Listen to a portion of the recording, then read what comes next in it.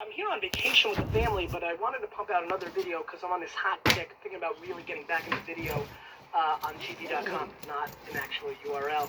And I'm reading this book about the history of ESPN on this vacation. I have to read something, otherwise my head goes into business mode, and it's not a vacation. I get frustrated and want to build 800 businesses. Unfortunately for me, ESPN's book about its history is very business-oriented.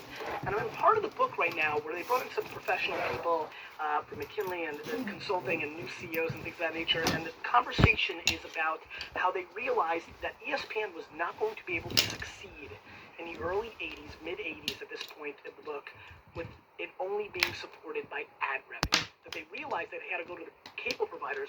Interestingly enough, first was Cablevision and the Dolans that they were able to get them to pay for the right per subscriber for the right to have ESPN. And then kind of reading that and then opening up the headlines about Hulu being shopped today, a lot of talk about Apple buying Hulu. And I kind of sat there and said, ad supported, talking about subscription. I'm obsessed with freemium. I'm working on my own videos that I do now have a freemium model on Daily Grape where it's a newsletter-driven thing. And transparently, I'm debating if I want to still do it because, it's a lot of time and can I justify the cost and the value? And it really got me to a place of like, is the internet video space, which clearly hasn't gotten its shit together all the way and justified its cost. Here, their successes at Revision 3, but has it really gotten there? We've seen new networks sell, but it was to YouTube more to be like kind of like infrastructure for their YouTube celebrities.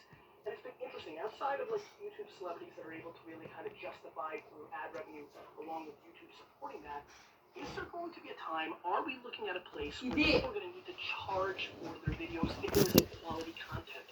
Are the Big Nations, are the Lauren Feldmans, are the people out there going to be able to get to a place where they charge 99 cents per video?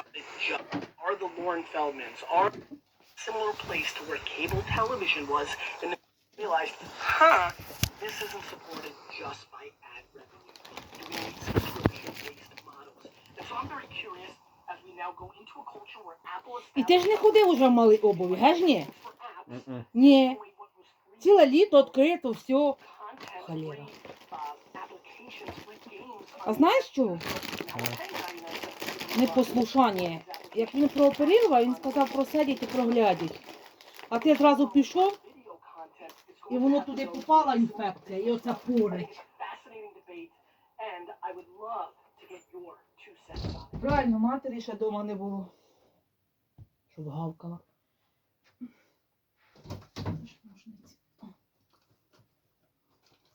Everybody, it's Gary Vaynerchuk from GaryVaynerchuk.com, and I want to talk about storytelling, PR, branding, stuff I love, of course.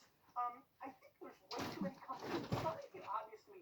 There's a lot of companies that really don't understand the importance of telling your own story. The amount of brands and websites that I see being reactionary to, let's say, a TechCrunch article or a National article or the Wall Street Journal or adding this backlink. I don't understand. In this day and age, let me say that I do understand. Most brands, corporate, structured companies have PR teams that are really playing by the old rules of PR. PR has fundamentally changed. There's so much more authenticity in it. Press releases are like doing smoke signals. Do you understand what I'm saying? То що, ти мені можеш сказати, де знаходиться те заведення? Не знаю. Господи Боже.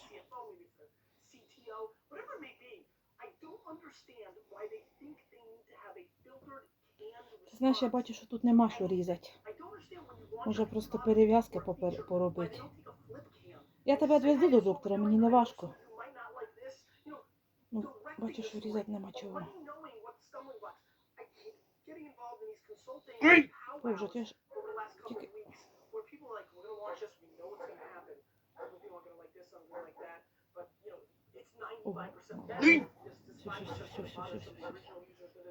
I don't understand. When they tell me it's so real, and they're coming from such a good place, and they don't want to hurt anybody, but they understand there might be a 7% retention. Не можна раніше було сказати, Саша? Я б поробила перев'язки. Не можна сказати раніше було? Скакай.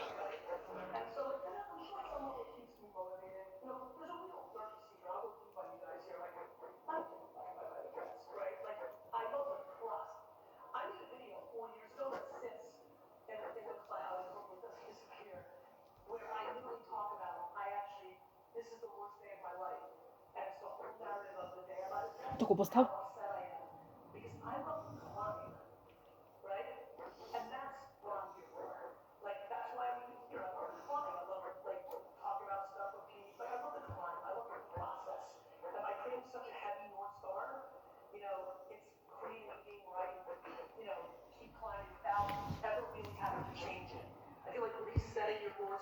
Я думаю, що це просто шкура заросла там, де він обрізав за время. Ну, поки воно дійшло обратно, вернулося, не обрізано. Там вже шкура заросла, і воно опять впирає в шкуру. So skimming an extra 50K as a salesman isn't going to help me, because that person might help me in 13 years when they're X, Y, and Z. And so I think it's a mechanism that I created for a couple of different reasons. One, the Jets represented to me becoming an American. And in a weird way, it's like the ultimate Kickstarter, right? Like my real plan is, if I'm like 75 and I feel like I can't get there, I'm just going to ask everybody to help me. And I feel like if I can affect enough people with the narrative, everybody's going to want to kick in their 5, 3, 8 cents.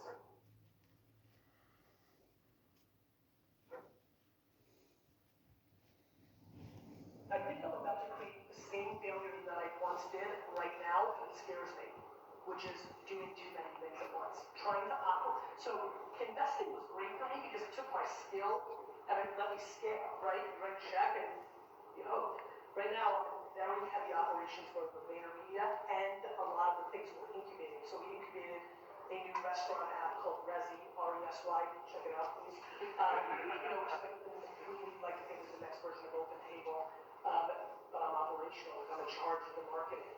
I had a lot of success in the box space with Birchbox, and I also invested first checks with the Mark Box.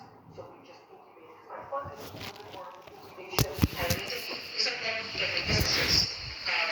So we launched something called Faith Box, Tell Method, kind of Christian, kind of high value outcomes.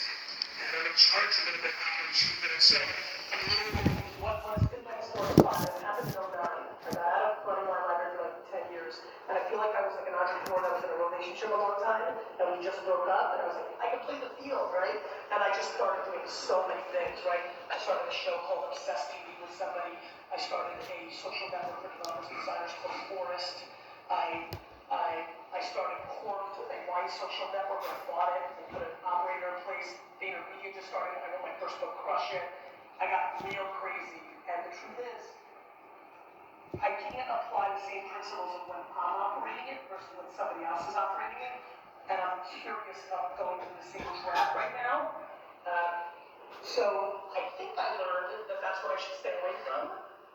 I'm worried that I'm going into it. I'll tell you the one difference. This time, the partners are known entities to me, and I'm putting people. The reason I built an agency is not for an agency because client service businesses suck.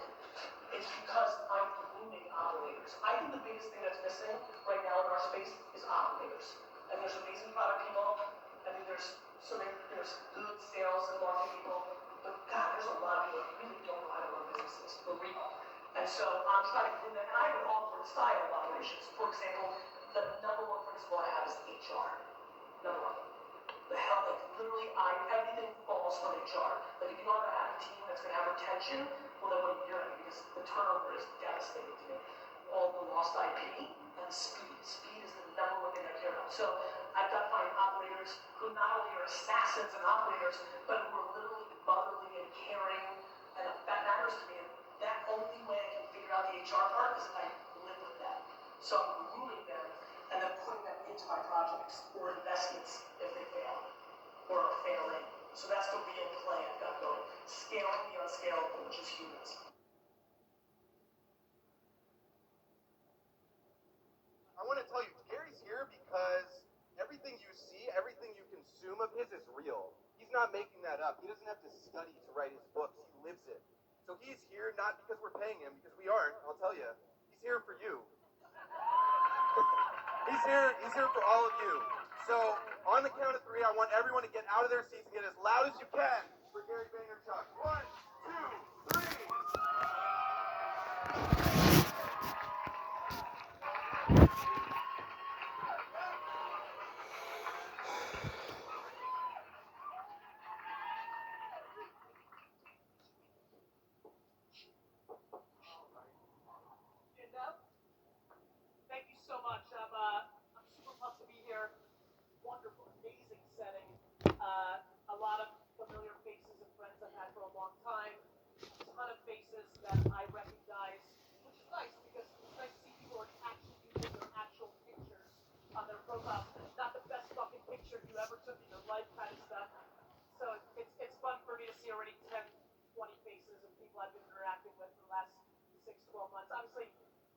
Ask Gary Vee show has been an interesting thing for me because it's expanded my reach to some new audiences, and so it's fun to make some new friends. And so, thanks for having me, and I'm thrilled to get going. So normally we like to start these by just kind of hearing about your background. Yep. But I kind of want to take it even farther back than that. So I don't know. Gary just did a recent episode of the Ask Gary Vee show with his father, Sasha. It was a personal favorite of mine, but I think it really gave some context, much needed context to who you are and how you're able to do what you're doing and make it look so easy. So tell us about your parents. Where did they grow up, and kind of tell us their story leading up to you. So I fundamentally believe that my parents never should have been married, which is why I'm so special.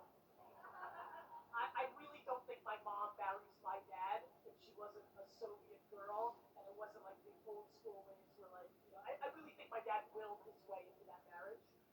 My parents are super opposite. I think genetically, I used to think I was 100% like my mom. I've come to realize it's maybe 70-30 now. My parents are so much my heroes. It's crazy. As you imagine, I do a lot of stuff. I know a lot of you have heard a lot of my spiel, so I'm trying to. I like where you went with the first question because I'd like to put out some new stuff tonight. I never have a good answer for who my business heroes are because they don't exist. I really don't have any heroes besides my parents. They came to this country in 1978. This is a very young crowd, but maybe for one or two of you old timers in here, you might remember late 70s, second half of Jimmy Carter's regime. The economy was shit. My dad built buildings in the Soviet Union, so he thought he was going to do construction here in the U.S. because we had a great uncle. My dad had a great uncle who lived in New Jersey, Edison, where we were going to kind of settle. But while we were in Italy, because it took 6 months to do the paperwork back then to get from, it's Cold War, Russia, they were making sure we weren't spies. So it took 6 months for us to get the paperwork. In that 6 months that we were in Italy waiting to get to the U.S., this great uncle passed away.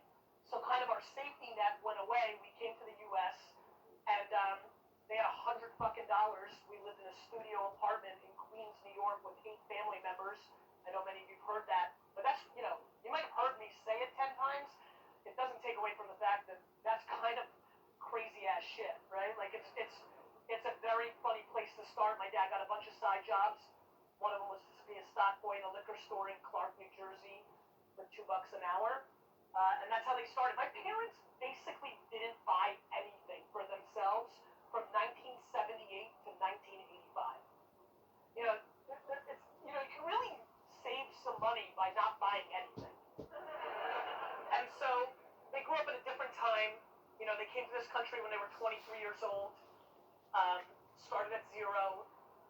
Even to this day, it's funny, I've been reading a lot, and I don't like to read, as you guys know, I've been reading some random articles about how when your entire DNA or world is based on saving money, how later in your life you don't know how to spend it.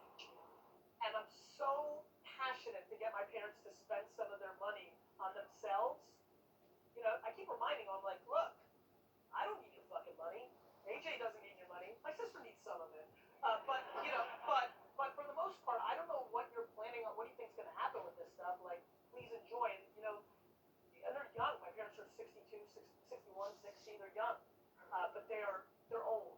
They both lost a parent before they were 15. My mom lost her mom when she was 5. Real struggle shit.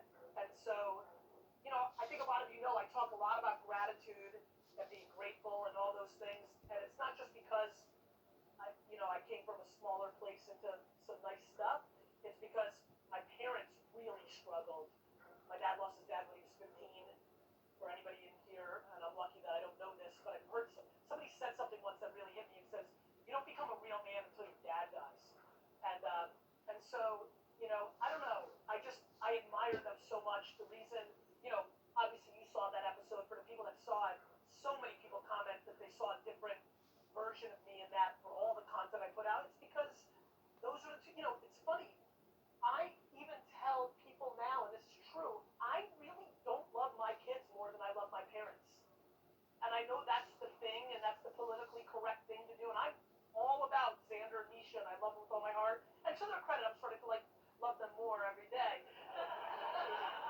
But I'm in a place where I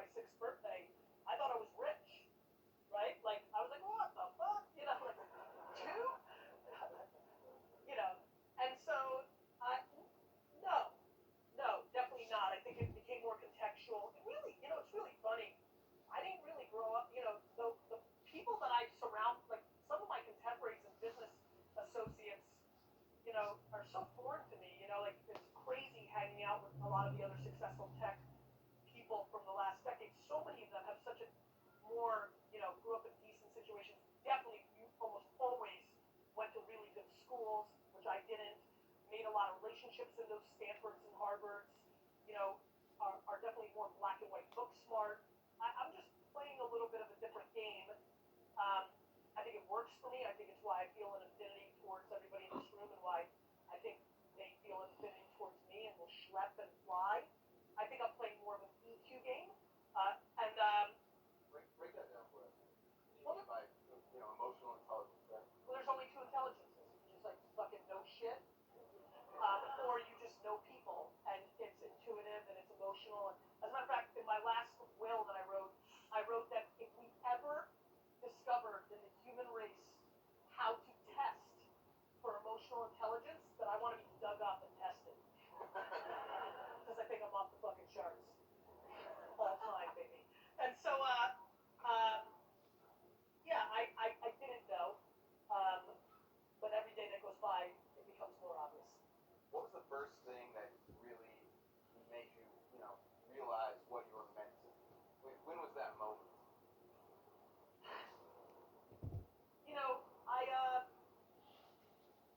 Somewhere in middle school, I started sensing that I was going to be a little bit of a different player. I started becoming such a bad student, like, like really D's and F's. Like, it's so funny. So many of my friends still think that that means B's and C's. Like I would like Like you're what, just my exaggerating. yeah, like that I'm just kind of like playing. Like my ultimate throwback Thursday is I desperately reaching out to my high school to see if I can stop by and take a picture of a report card. Like it's fucking F F F F D, A for Jim, B for history because I liked it, and then F and D, right? So somewhere around junior high, I started having these things happen where my teachers were telling me that I was a loser and I was going to lose, which only weirdly made me feel like I was going to win. And this is way before internet. This is not when entrepreneurship is sex. I'm so pissed that I'm not a fifth grader right now with entrepreneurship being sexy. Like I'd be perfect. I'd be set. I wouldn't have any pushback. My teachers would be like, "You're going to be big," but But you paved the way, though. I paved the way, but I ate all the shit. And I didn't pave the way because nobody was thinking that way. This was prime time 80s, which was go to college, get a good job. That was being sold. My teachers definitely didn't know what to do with me. Um, but I started selling shit. Whether it was lemonade, later baseball cards. I talked about a story I completely forgot my dad brought up. The mini flea market that I opened one summer and sold random shit from our house. I knew probably in 5th or 6th grade that I was gonna be more successful than everybody in my class combined. Did they know? No, No.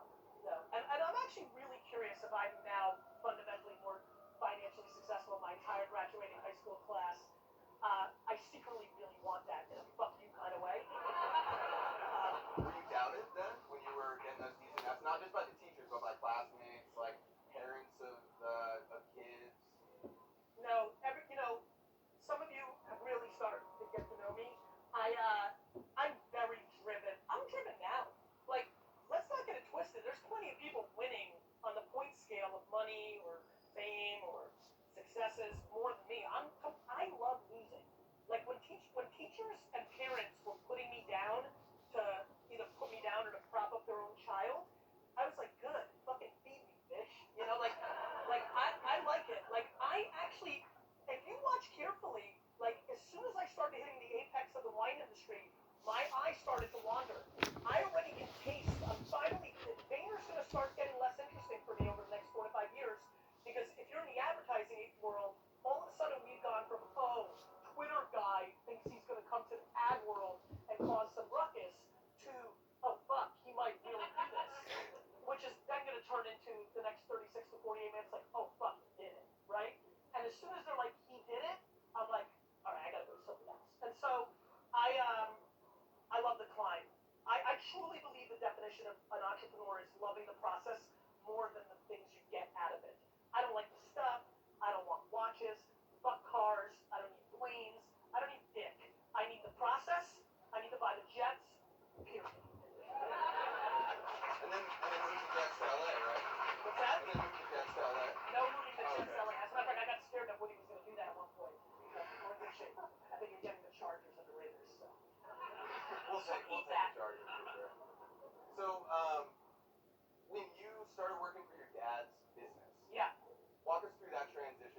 and how you just started, at the ground floor and then actually had to take it over. I paid $280 for a table at the Phillips Strip Mall in New Jersey to do a baseball card show. Was prepping for it at 6 a.m. and my dad walked in at 7 o'clock when I was 14 and said, "You're coming to work." And I'm like, "No, no, no." And you got to see the different side of my dad in the video. Sasha Vaynerchuk's like, "You're coming to fucking work." So I start crying heavily, like straight up crying. I get in the car, I'm crying for 10, 15 minutes of the drive, like crying. I'm 14 and I'm a sensitive character. I'm crying, and finally I compose myself, and it's a 45-minute drive, and I go, "Dad, how much are you gonna pay me?" And he said, $2 an hour. And then I really started fucking crying. And I hated it. I hated it every weekend for the first year. I got sent to the basement. I bagged ice. I was paired up with an employee making $7 an hour who hated my dad. All of them did, because my dad was running that store like the Soviet regime. So here comes along undersized 14-year-old son of the guy you fucking hate. Yeah. So. At least they knew you were getting paid less. Oh man, it was really rough. I really disliked it for the first year and a half. Finally, somewhere around 16, I was allowed to come upstairs, and that's when it started getting more interesting. Customers would come in, I'd watch their behavior. So much of what I've been right about with apps and startups is predicated on things I think I learned as a 15, 16-year-old, both at baseball card shows and as a retailer, of just watching how people responded to things. And I've been able to, whether that was in me or it was learned, it definitely had to be some part of the process. I'm very, very, very good at understanding what you guys are going to do. It's been really good for me. It's been very good for me. And so that started becoming interesting. So I think I'm a good salesman. And then I fell in love with the idea that people collected wine. I was into collecting stuff. That was the real hook. That's when the transformation happened. That happened around 16. And you were already talking the wine language. You knew your stuff. I started really knowing my stuff, but 16 to 17, my junior year of high school, I really learned, when you're a D&F student, there's a lot of good things that come along with that, which is you can just walk right into class with the Wine Spectator and read it all day, and your teacher's like, "Who gives a shit? The kid's a loser." So I was taking advantage of that. Literally, I would walk into science with the Wine Spectator, get comfortable, open up the Wine Spectator, and start reading as science class was being conducted. And my teacher, Mr. Baker's like, "Whatever." He's a real fucking Grateful Dead smokehead. He didn't give a fuck. And so that's when I got very book smart. And that's when it got interesting to me. I'm like, wait a minute, I will read something if it's interesting to me. It started kind of transitioning, and so that's kind of how it happened. I really felt deep, and I had a major plot of not going to college and going directly into my parents' store, but my parents were embarrassed for me not to go to college, and so Mount fucking Ida College sent a postcard in my mail one day, which I filled out. It was 3 lines: your name, your address, and your phone number. And I never visited.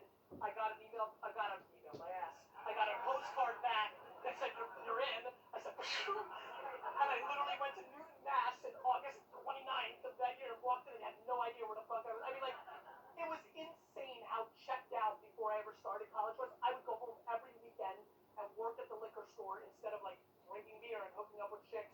I was super focused that I was going to build the best wine company. And it's funny, right now I have a video going extremely viral on Facebook. It was my talk at USC, ironically. And so there's a ton of people that have never heard of me commenting. And some guy just left a comment just as I was walking here back to, like, loving the climb. He's like, "Fuck this guy. This guy's just talking about marketing. He's never run a business. He doesn't know how to make money." And I'm just like, I just replied, I'm like, "Yo, here's my phone number, partner. Call me. Let me tell you about how I make money." Like, it's just like, I love that. I recognize that the way I communicate and the DNA that I have and how I roll speaks to huckster, black hat, full of shit. I love that because before I ever said a word to anybody, I spent 15 years plotting and 9 years operating 15 hours a day, building a bricks and mortar retail store from a $3 million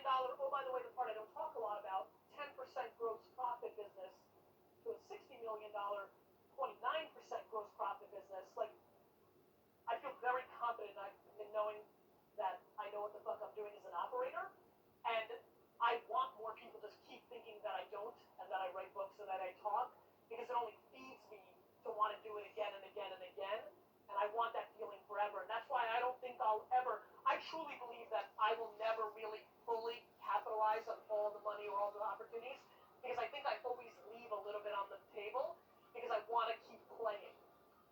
I want to keep playing. And I think that that's the part that I'm curious about in the audience, which is, what's the divide for you between how much you want to keep playing and how much do you want the fruits that come along with success in winning the game? I find it stunningly interesting that, you know, of course I like having money.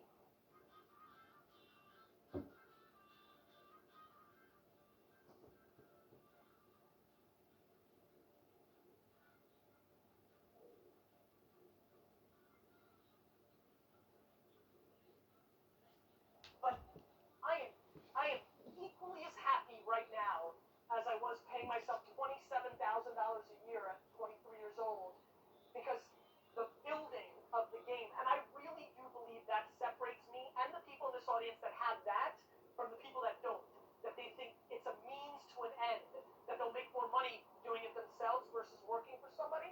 And to me, that's the pure definition of entrepreneurship.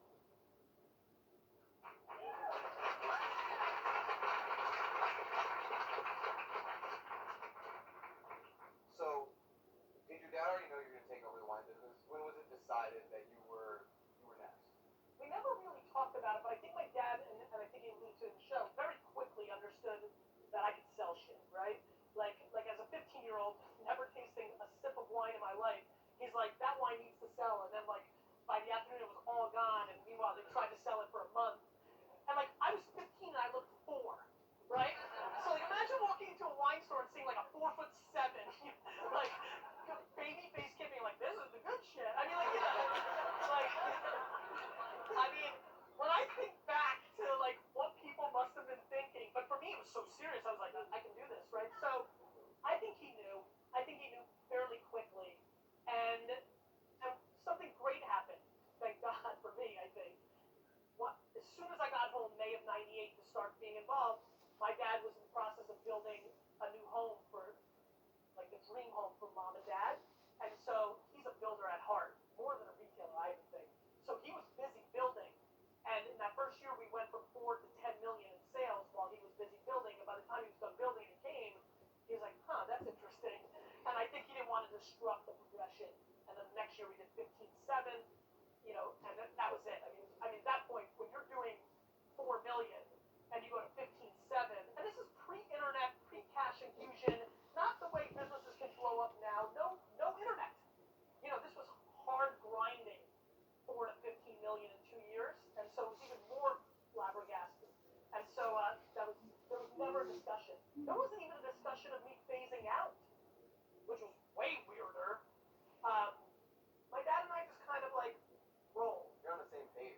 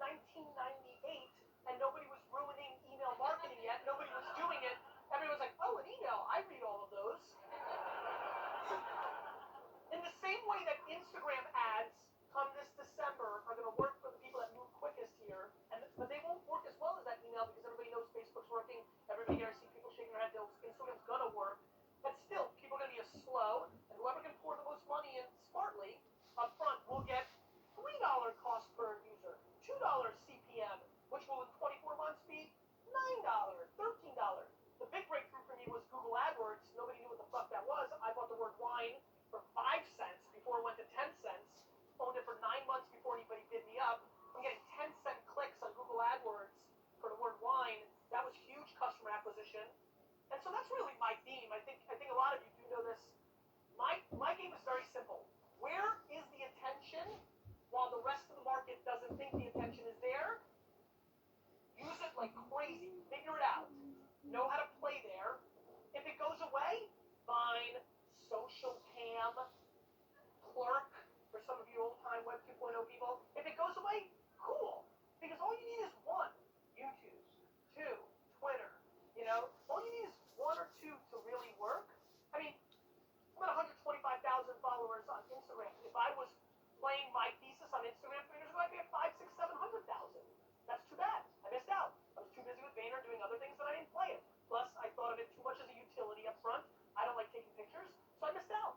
That's what I'm happy where I'm at, but I left hundreds of thousands of and as we all know, Instagram right now owns the attention graph. People are actually seeing those photos. They're consuming it.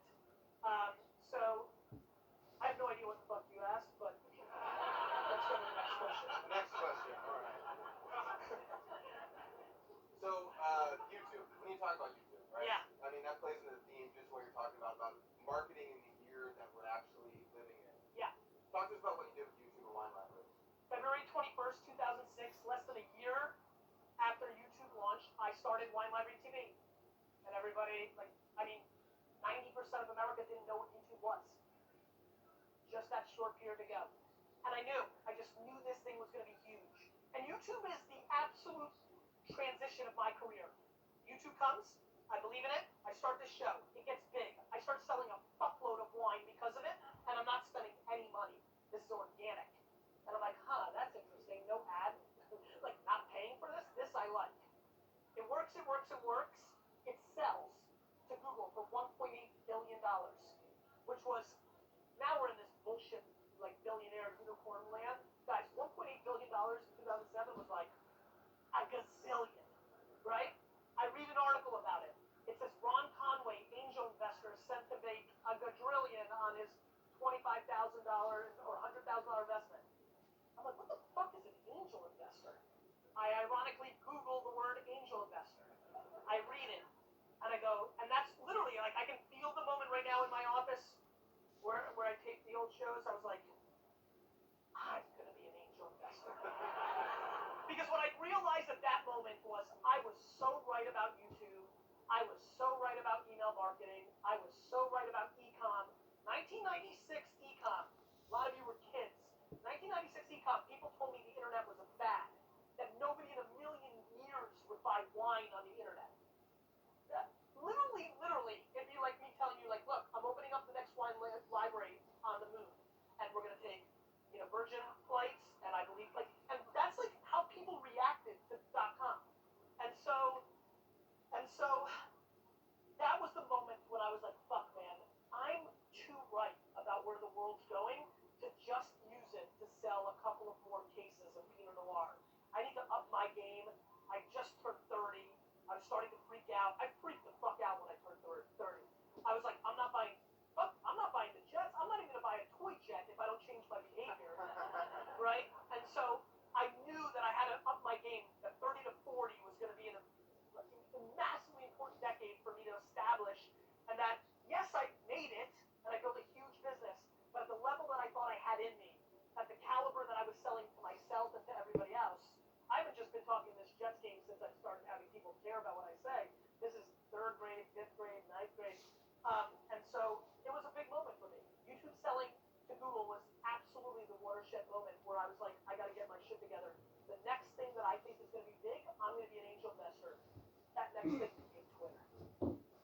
So, tell us about that. I mean, right into Twitter. I decided I was going to be in the tech game. I went to South by Southwest. There was a bunch of fucking tech hippies. Nobody was talking about business in 2007 at all. Nothing. There wasn't a businessman in fucking sight in Austin, Texas in 2007. It was all people like, we're going to change the world. We're going to make it awesome. I'm like, I might sell wine. They're like, you're going to sell? You're the Antichrist. I'm like, fuck, I'm kidding. I'm going to give wine to everybody.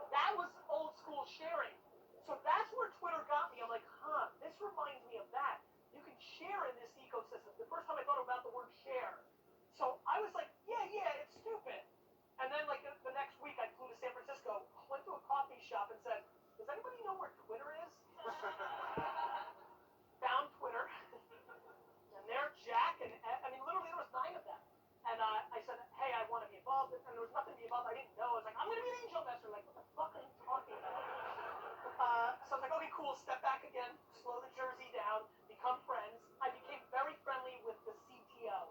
His name was Blaine Cook. For some of you that remember Twitter 2007, early 2008, it was never up. It was down a lot. Blaine took the blame for that. He got forced out. He became very disgruntled, and he wanted to sell all his shares, all of them. Fuck you, Twitter.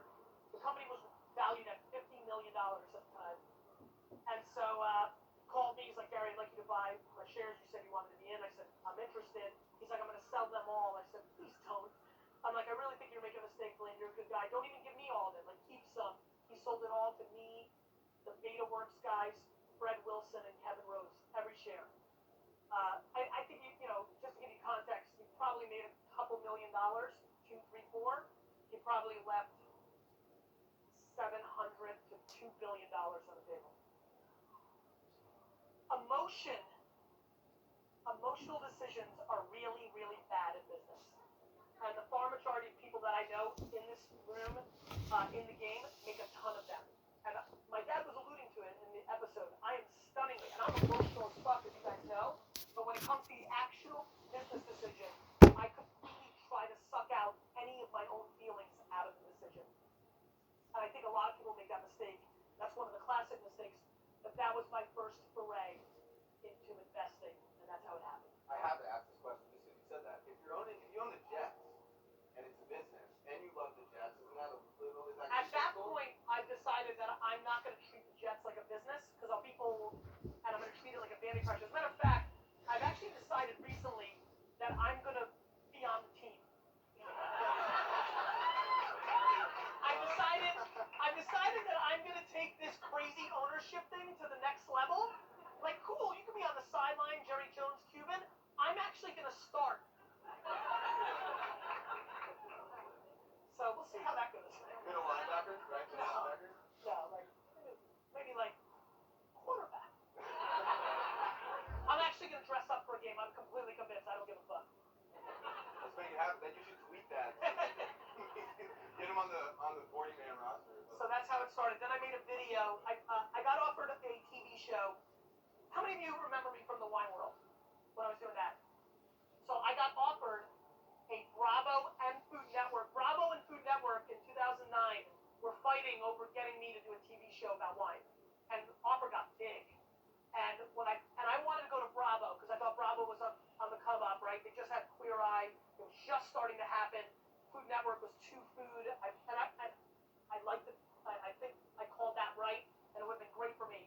And on the flight home from when I thought I was going to do the deal and sign it, I didn't sign. I flew home, and I decided I didn't want to be America's wine guy. That at the end of the day, in my true essence, I was a businessman, and that I had to follow that through. I landed at 6 o'clock. I emailed and said I'm not going to do the show, and that afternoon I launched GaryVaynerchuk.com and made my first business video.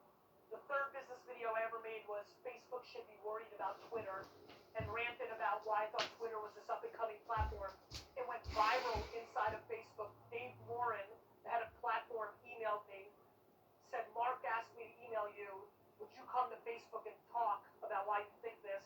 I flew to Facebook, spoke in front of, this was 2009, spoke in front of their 400 employees, and did my thing, went well. Mark came up to me and said, can we have dinner tonight?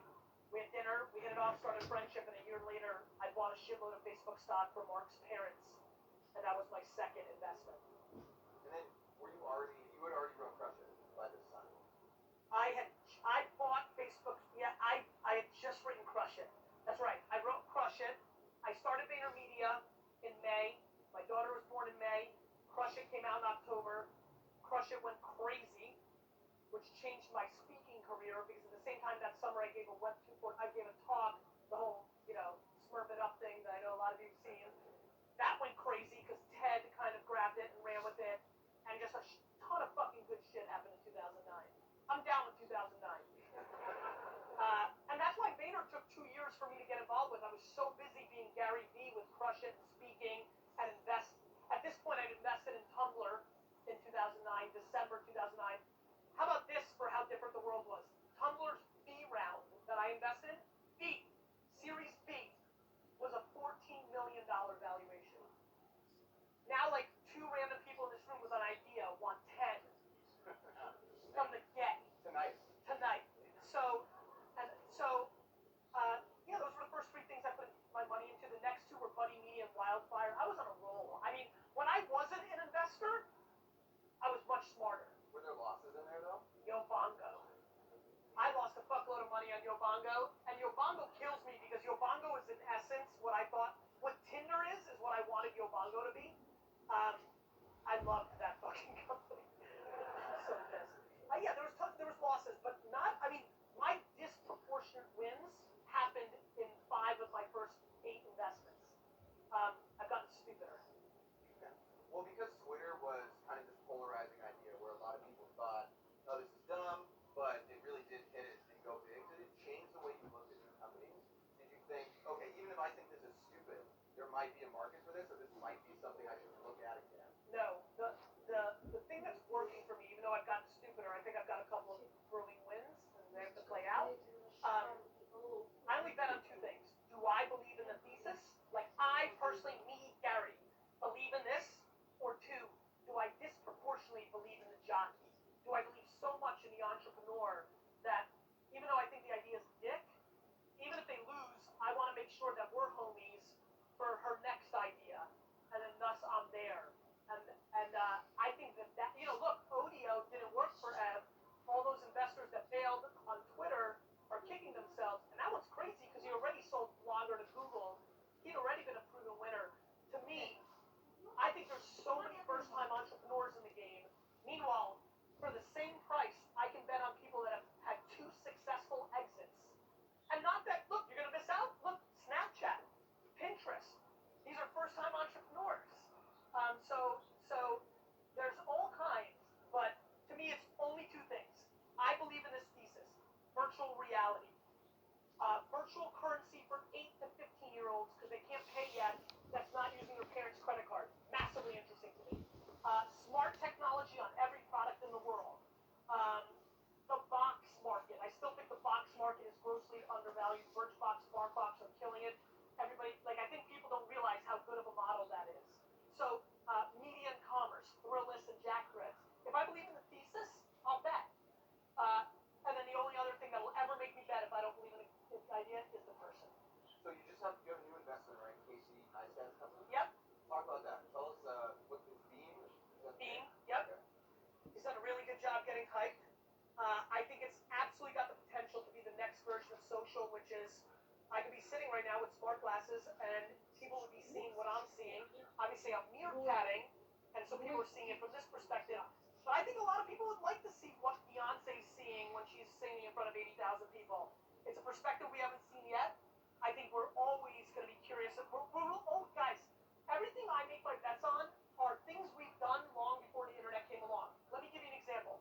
You all sit in a fuckload of traffic because of rubbernecking. We're that nosy. It's just a fucking car on the side of the road. But we have to fucking look. Right? And so, reality TV happened before. This all makes sense to me. So, that, meaning, I think has a real shot. Casey is extremely talented.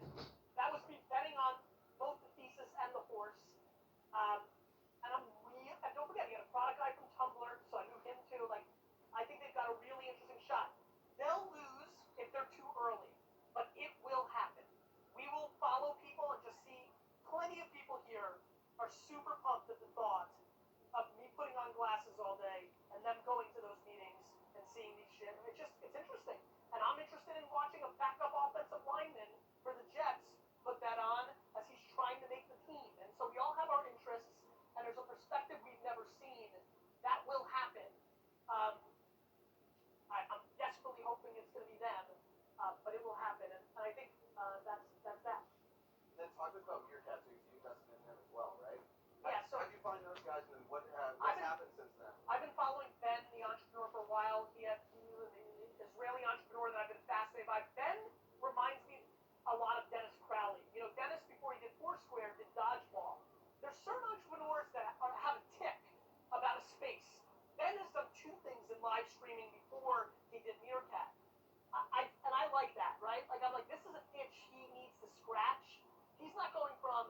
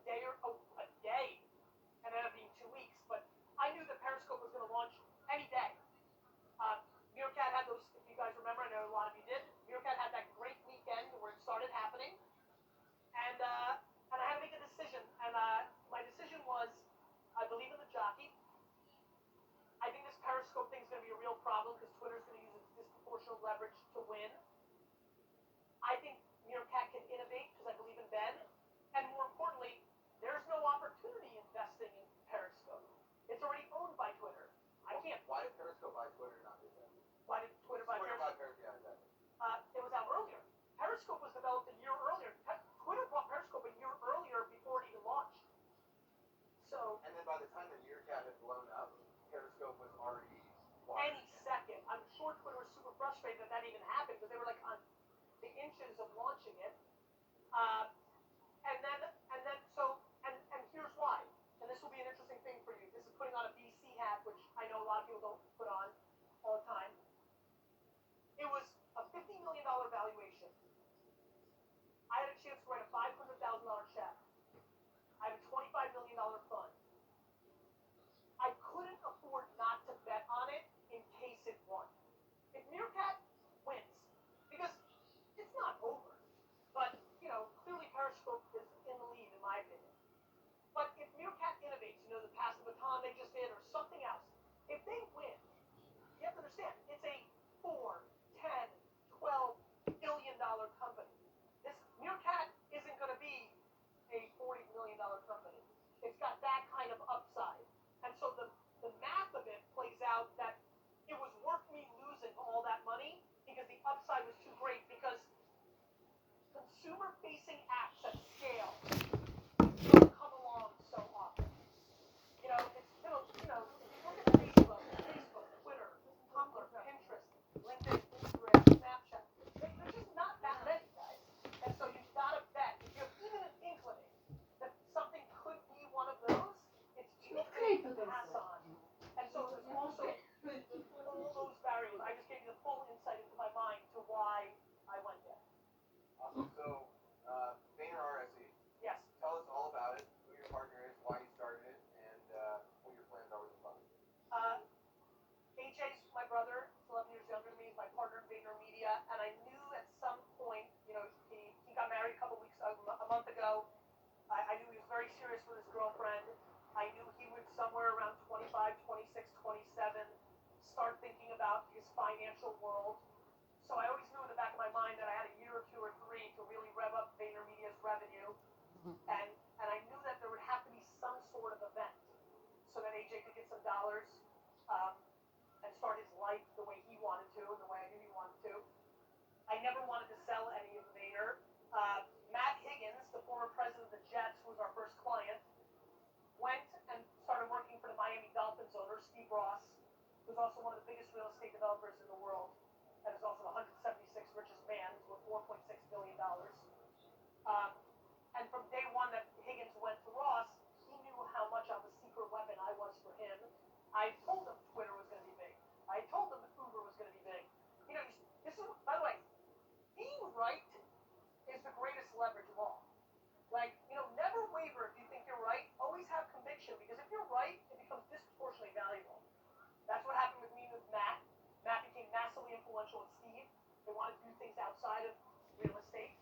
He started courting to buy Vayner. Vayner went from 3 to 7 to 14 to 23 to 4. I didn't want to sell, but what happened was I was writing a lot of personal checks. I was starting to think about, did I want to start a fund? And we were able to put together a deal for Ross to buy a minority share, put up full $25 million into a $25 million seed fund. And Steve Ross is one of the first people I've ever met. He's 75 years old, and he's who I want to be when I grow up. I mean, I was talking to Steve last night. We're $4.6 billion, and I was on email with him last night from 12:07 to 1 o'clock in the morning, talking about an investment we made in Vayner RSE called the June oven. You guys see this oven, the June? If you haven't, please check it out. It's a smart oven. You put a chicken into it, it knows it's a chicken. It cooks it perfectly. So I was talking It's a to him. different space for you. Yeah, I mean, but it's not. If you've heard things I love, smartification of everything in the world. Ovens are shit. Make them smart. They'll cook our stuff perfect, and that's the norm. So, I mean, Jesus Christ, right? We wrote a $150,000 fucking measly check into this company at a $10 million valuation. We own nothing of it. It's worth $4.6 billion, and we're going back and forth on email to try to make it successful at 1 o'clock in the morning. That's fucking rad. That's loving the game more than the stuff. And so I never thought I'd have a partner in my life outside my family, but the right guy came along, and I'm enjoying it tremendously. And I'm raising another fund right now actively, because we spent most of the money because I put it all into Snapchat, and that's what's going on. So, taking a step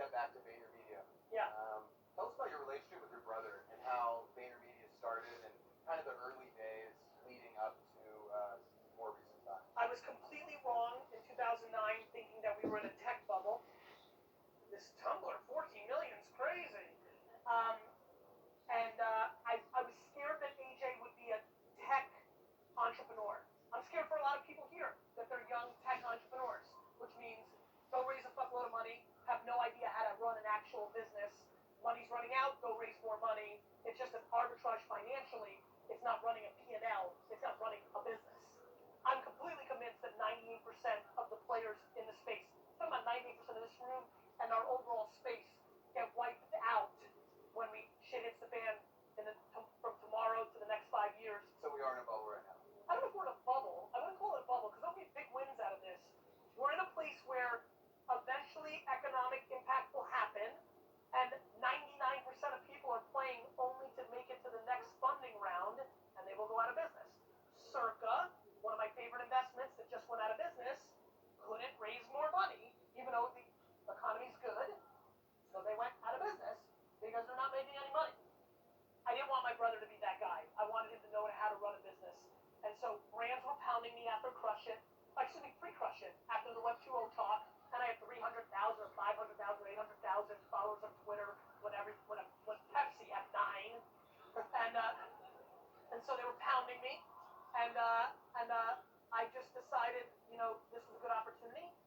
Agency life is a tough game. It's a P&L game, and more importantly, long term, I wanted to build brands or buy brands, and I thought that I would use the agency's best people to do that. So I wanted to scale the one skill that I thought I had, which was this incredible disproportionate ability to market, but it was in me. What would happen if I built a huge company, built family, and then right now I have 75 to 100 real family members at Vayner. Of the 550 people that work at VaynerMedia, 75 of them, if offered double their salary, would not leave. And that's incredible, and that leads me Clap that up. Clap that up. And by the way, that's not hyperbole. They proudly forward me the recruiting emails they get from other agencies and say, look, I'm making 60K. I just got offered 110K. I have student loans, and I'm not leaving. That's how much I believe in you. And that is enormous pressure. But I like that. That's who I am. And I'm going to deliver on that. So, that's what AJ and I did. We started the company, and for the first year and a half, he ran that company. So I was very busy. I got the clients, no question. I mentored him, but he grinded it, and it was tough. It was tough. We weren't super into it. At one point, we almost sold it for $1 million to Buddy Media, which weirdly might have worked out because after they sold to Salesforce, we made a fortune. But we were really not in it. Client services sucks. I hate, having clients sucks. It's tough. It's not easy. I'm in meetings talking to social media with a 25-year-old brand manager who took one social media course in a college, and they're trying to tell me, and I'm like, get the fuck out of here. But in August 2000, here's a story I've never told.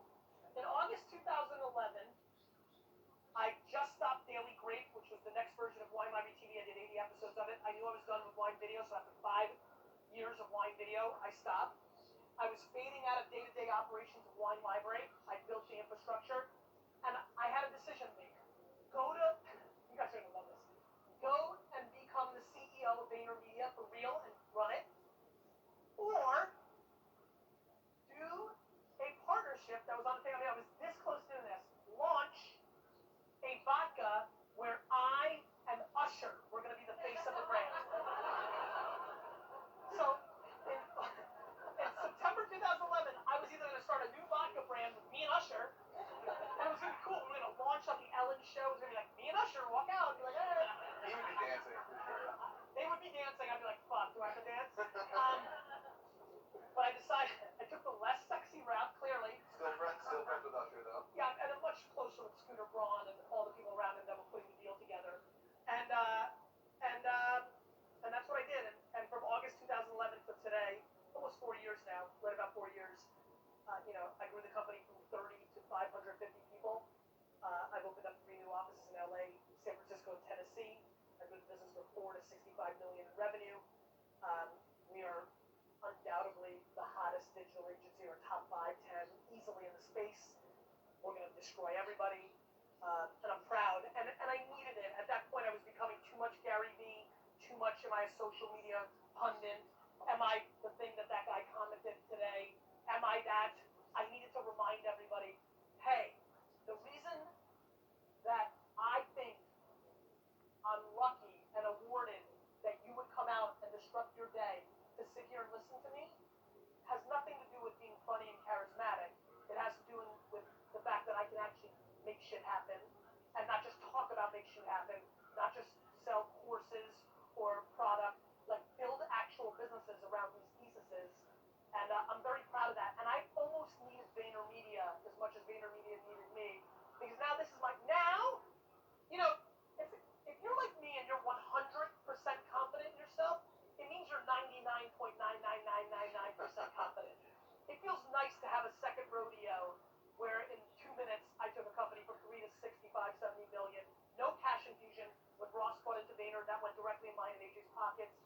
And so, yeah, I like knowing that I know how to build big businesses.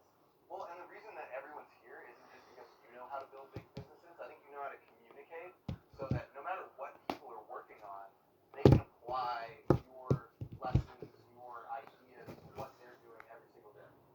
That's why people are here, because when you're making videos, the Ask Gary Vee show is entertaining, yes.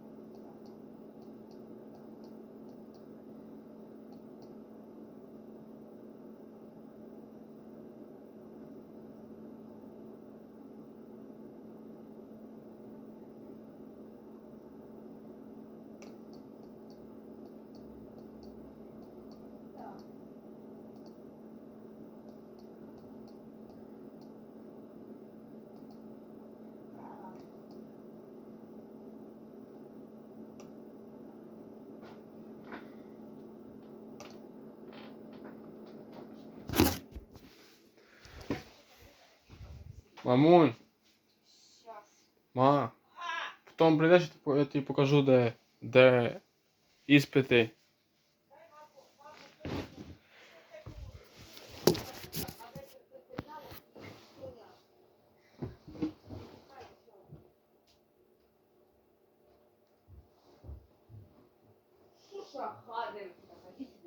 Що ти кажеш? Ота штука там, де тест робить, оце. Уф, блін, так На 100 метрів от лідво. А де воно? Буквально 100, ось сюди. Можеш мені показати? Подивися на карту. Знаєш місце ось це? Чекай. Ось спірка, а ось Лідо в Хаскові. А це ось цей мост через річку. Знаєш це місце в Хаскові? Ні, Саша. Як ти не знаєш, ми їздимо сюди 100 раз. Оце Лідл? Да. А, я сюди їжджу кожен день. Ну от. А де воно знаходиться? Ну ось дивись, отак коли повертаєш сюди, ось оця дорога. Де дорога? Ну ось оця дорога. Оця? Да. Оце я сюди кожен день їжджу. Ну, Де воно? ось перший завод. Перший завод в Ясні. Пусти І гадину. все, воно там. Ага. Напротив Лідла буквально. Автобусом приїдеш до Лідла і підеш туди. Ось сюди. А там видно хрест червоний, бачиш? Ага. Ось там вход. Ага. А потім прийдеш. Ось Ти вход. знаєш, де тобі нігті дивився той дядько? Я знаю, так. Знаєш? Прийдеш туди. Я машину оставлю там десь, ото паркінг біля поліції. Угу.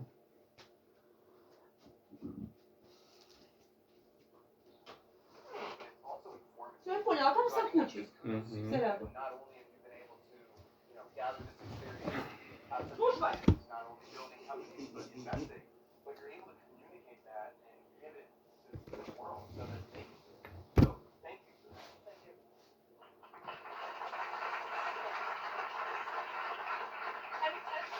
And look, it's super, like, it sounds nice, right? It can sound noble, but, you know, I just want everybody here to know how thankful I am for you guys. I feed off of it. I mean, look, I've got that vanity, like, showman, like, need. Like, my mom instilled so much self-esteem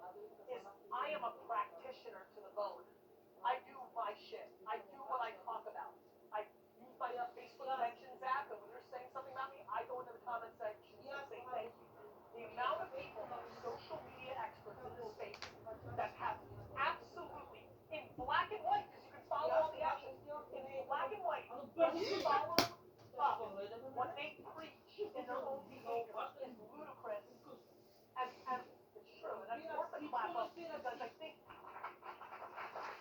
And to the point of that guy who made that comment about me, I'm surprised how many people follow me and follow some of these people and equally give gaps. Because I don't think people take the time to actually look at what people are doing. And that speaks to why there's cynicism around me or anybody else. And I think as a marketplace, we've done a poor job in siphoning out the wannabes from, and that's why, and that's fine. But I'm fascinated by that. It speaks to us not doing enough homework as individuals, or other things are valuable to us. And not that I mean, look, there's plenty of people doing it right beside me, but there's plenty of people at the top of the pyramid right now that get accolades that I'm stunned at the admiration around them selling really low quality stuff, regurgitated stuff, and are charging for it on stuff that's commoditized. It's an interesting landscape. Well, you talk about it in Jab, Jab, Jab, Right Hook. I think that one of the posts that you have on Facebook is Lil Wayne. And right now there's, I don't know if you know this, but there's probably 10 artists in the same kind of category, reaching the same fans. They're just regenerating content. And they're doing exactly what you talked about in the book. They're kind of shooting themselves in the foot and trying to run a mile through social media. And I said on YouTube, the reason that The reason it's okay for Lil Wayne, and I'm not kidding, you don't need great at social media. Guys, Apple doesn't even do social media. Like, the reason it's okay for Lil Wayne is because he's a fucking sick rapper. Like, what he actually does for a living is good. And so maybe he's not great at marketing it the way that we think there's a lot of value in marketing. What I'm saying is there's a lot of people that are marketing, what they're selling isn't good. Like, to me, I don't mind. I mean, this is an example of Lil Wayne not doing good marketing and he's leaving upside. Right? But he's Lil Wayne, so it matters much. And that's the point, right? Like, you can win on being a great utility or a great product. Like, if your burger is delicious, like, that's a good place to start. You know, like, the amount of people that are like, I'm killing it on social. I'm like, yeah, but you're selling the worst fucking bracelet of all time. Like, you know, like, please. We're talking marketing, but please understand. The product you're selling is the variable of your success, right? Like if your product is shit, there is no great marketing that's gonna save you. As a matter of fact, this is really interesting. As a matter of fact, if you're great at marketing and your product's shit, it actually exposes you quicker because you have more awareness to how sucky you are. So what happens when brands come to you and their product is shit and you tell them that? Or are most of the brands that work with Vayner? Yeah, we're so expensive that like we may not like them, but these are companies that are like selling billions of dollars worth of stuff. So usually it's more that they're just spending money on dumb shit like TV commercials. And when you're sitting down with a 25-year-old, marketing person at one of these big companies, how often do people actually disagree with your ideas? Very often. Most of my clients go through business school and are taught about marketing behavior that existed 15 years ago and are implementing toward that behavior. And so, in fact, the far majority of my clients don't either know what the fuck I'm talking about and or actually deeply disagree with it. What's been good for Vayner is I've been so right about a lot of stuff that certain clients believe they've gone to other. Our Pepsi client went to Mondelez with his former craft, Oreo, delicious whip. So he took us along, so only now do they agree more. But the first 5 years we were selling something. The most impressive part of VaynerMedia's growth is we were selling something nobody wanted to buy. I'm being dead serious, which is why we're so set for ridiculous growth. Why we're set to be a $200 million company in the next 2, 3, 4 years. Because now people actually do want to buy this stuff. So almost always, which is great. I mean, listen, if they disagree too much, first of all, I'm not going to be in the room if they completely disagree, right? They're busy too. But if I feel that they're really disagreeing, we'll just stop even courting them because I'm not interested in changing somebody's mind. Luckily, in 2011, 12, 13, they needed some level of social, Yeah. So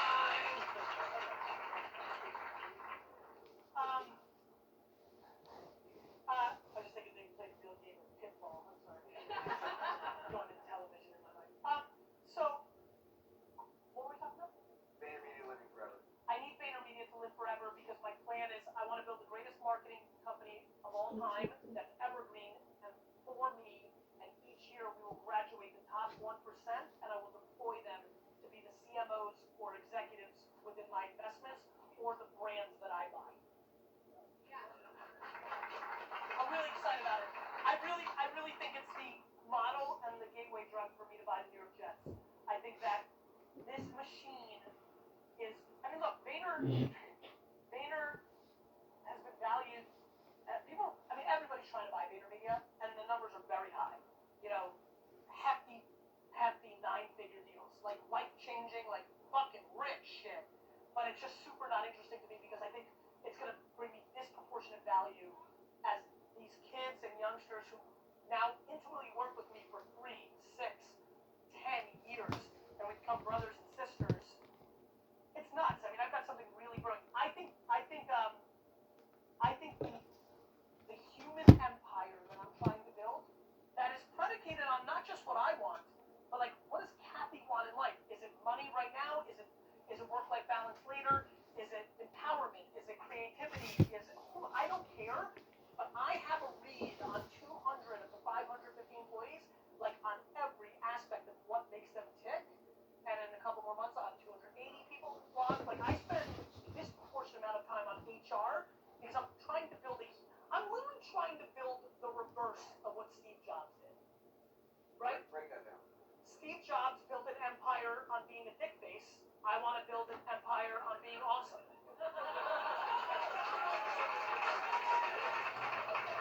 And he got away with it because he was great at other things, but it wasn't in him. Like he wasn't thinking about like. And by the way, far more people, and I'm talking 98% of people believe in his version.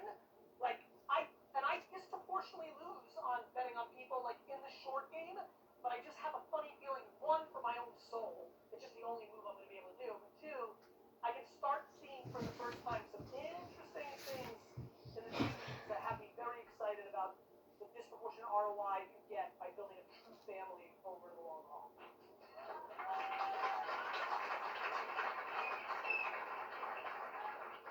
So we're gonna ask, a couple more questions. Then I'm sure all of you came with your questions. Is that right? Yeah. All right. We're gonna get to that very shortly. So talk about your hiring, right? Because you're not hiring like other agencies are hiring. Who are you looking for? Anybody.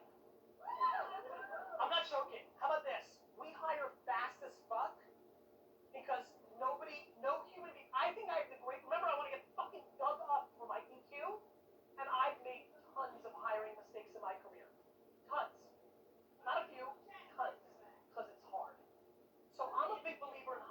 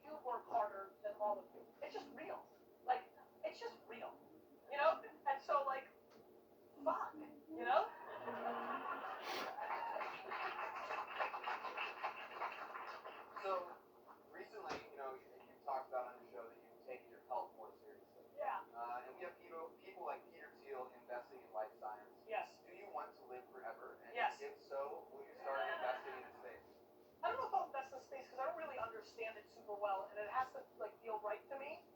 But fuck, man. My number one. Let's go to a place. I never talk about down. Like I'm a pretty positive dude. Like period. Let alone what you guys get to see. I am so scared to become bitter in my older age. I love the process of the game so much that I turned 40 in November, and I'm telling you right now, just like what happened to me at 30, I'm starting to freak out. I think this whole new health thing started a year ago because I just really, really don't want to die. Like in a way that's like uncomfortable. Like I'm definitely a little fucked up, you know? Like man, if somebody told me that we literally are gonna figure that out, I want to live forever. I wanted to know. No, and that's a question that was actually sent to me. I don't give a shit if I'm look like fucking Yoda. I just That would be cool, actually. Yeah. I just want to live. Like I said this. How many of you guys saw my Monday morning rant video? So like in that video, like I'm pretty improv in general. In that video, a bus drives by. I'm like, it could have been a fucking bus. And I really mean that. Like, I don't know if you guys have ever thought about this the way I have. Like, do you know how insane it is to be a human being? Like, I don't know. Like, I don't want to get all zenny here for a second, but just take a step back. Like, what if your mom was just tired that night?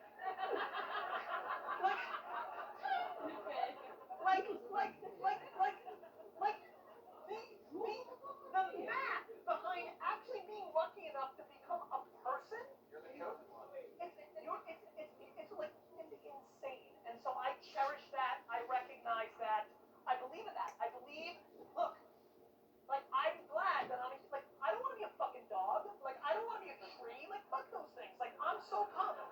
Like we're the ultimate. And so I'm super grateful, and I want to squeeze everything out of it. And that doesn't mean just 24/7 hustle. I was checked the fuck out last week in Hunterdon County, New Jersey. I decided to tape an episode with my dad because I wanted to do that for him, because I knew he'd get a lot of love and he loves it.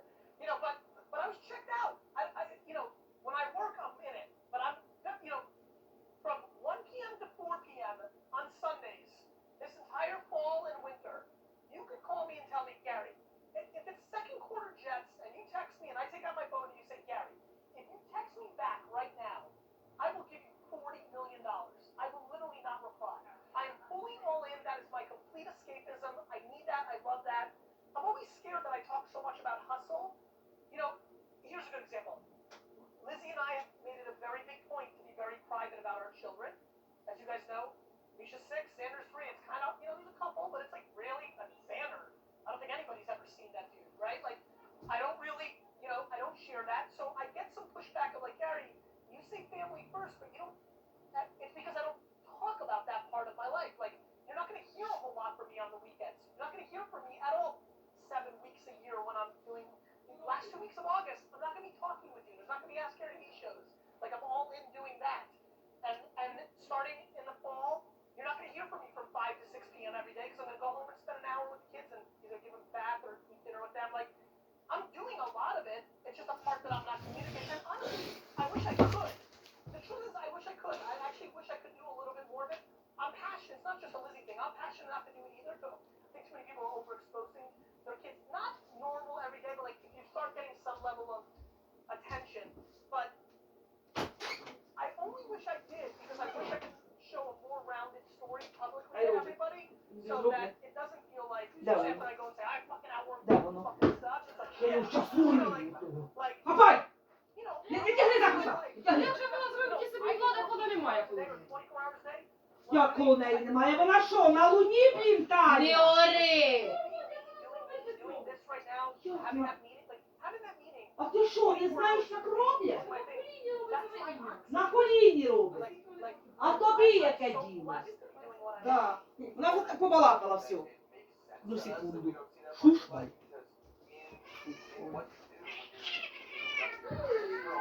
Гидка, мама. Да, рада, не надо шушвай. Кулімечка, ну, надо. Ой, візьми за дві лапки. Танюся, а ти що ти того? Сказала, що ти купиш? І на мене сьогодні була можливість, я швидко вставша була.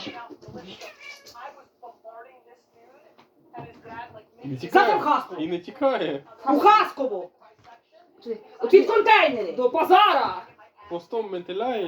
Під контейнери туди. Гадина така. В руки не мене взять. Ну, як дивиться невинні, подиви, очі в неї невинні, подиви. Гадина. Боже, яка ж вона красива. Ти піди на неї. Ти піди на неї. Я тебе скажу. Ой, Чваков не буде. Іна, очі видере, Іна.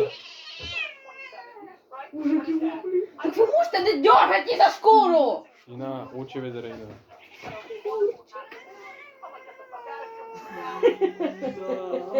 І ти що наче безсмертна? Да. А ти вже думаєш? Вона їх так садить, а вони психують, а п'ється. Так це саме удобніше, що ось і руки, і ноги. Тільки роти я не знаю куди. Чортиця. Так, воно нічого не може зробити, він не кусається. Бася кусається і так підскакує. А воно мовчить гадина. Сильно часто я не можу їх пользуватися. Тільки гладять і все. Давай, Ля, Що? А як пальці розставлені буде. Ма, ти йдеш робити кавуна? Пустей нам вкусить.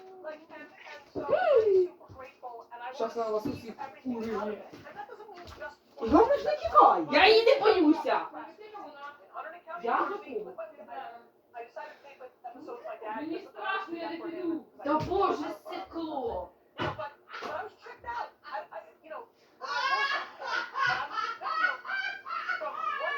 Вона довго боїться остатися, мати, понімаєш?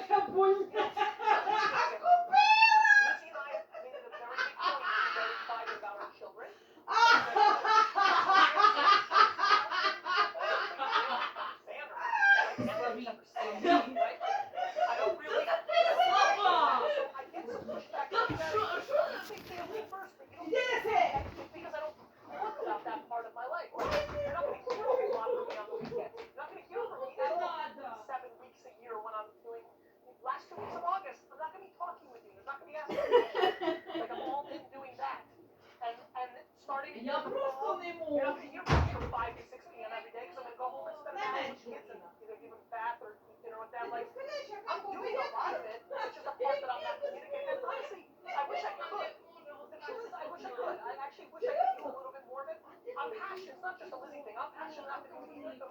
Туди ми пішла в він, бо я від тебе не заходила.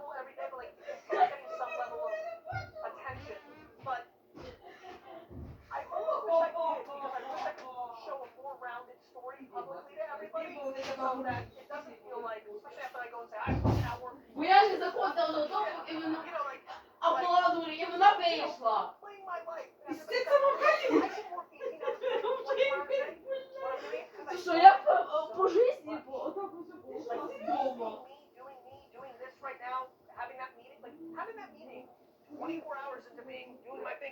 That's my oxygen.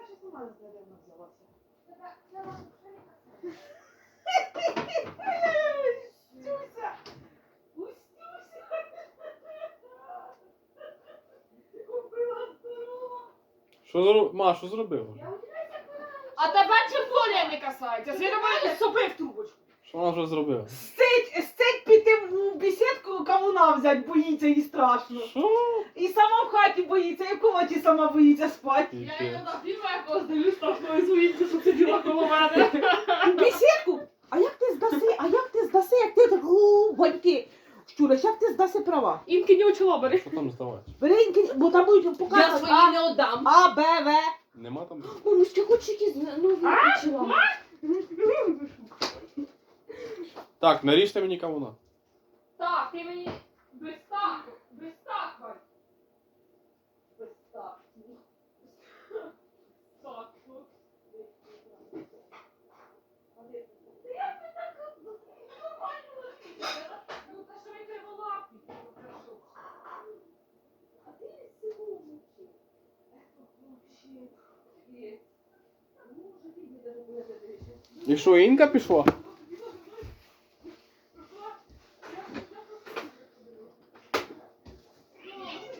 You're all in.